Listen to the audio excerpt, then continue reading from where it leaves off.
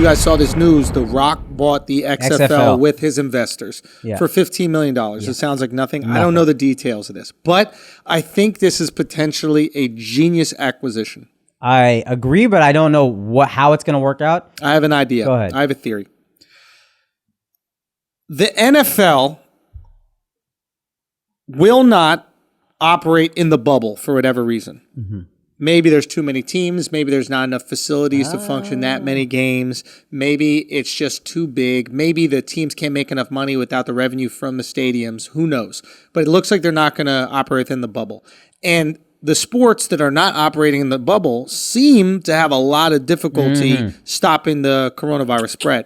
Baseball, you're seeing people drop like flies. And that's how much baseball sucks, as God is like, shut this shit down. I'm not doing even baseball players like, I'm opting out. Yeah. Right? Like, you barely have to opt in to baseball. You just sit around the whole fucking game. Anyway, I think The Rock and his business partner have an amazing opportunity to eat up some real estate from the NFL of the game of football because they can operate in the bubble. If they do 8 teams only, think about it. That's 4 games a week.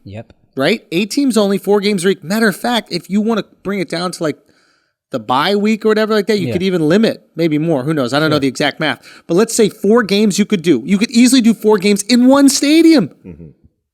If you have 2 stadiums, you know, some of these places have like a practice facility and the main stadium next to each other. You could easily run that. 8 teams, bubble for football. NFL shuts the season down because all the players keep catching corona and they don't want to spread it anymore. The coaches are old and overweight. The amount of overweight. Andy Reid catches corona, he's fucking dead. Well, I mean, even, just overweight players. All linemen are overweight. Yeah, but maybe they're in such good shape. Maybe. Oh, that's the only thing I thought about. But the coaches aren't. Yeah.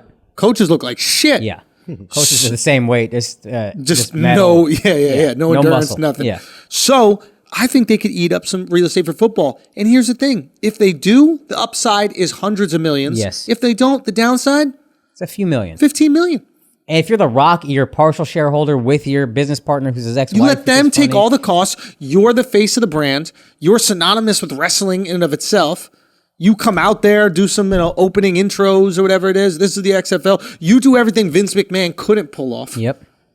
I think that they could make a lot of money. And if they don't, the risk was $15 million, which sounds a lot to the 4 of us and to everybody listening.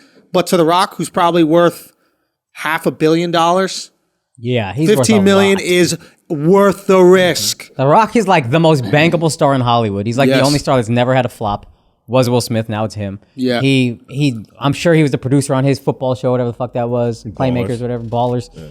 I think this to him is like very low risk in terms of like $3 million or whatever he's putting in and very high reward. Yeah. So you take that risk. Great business decision. Yes.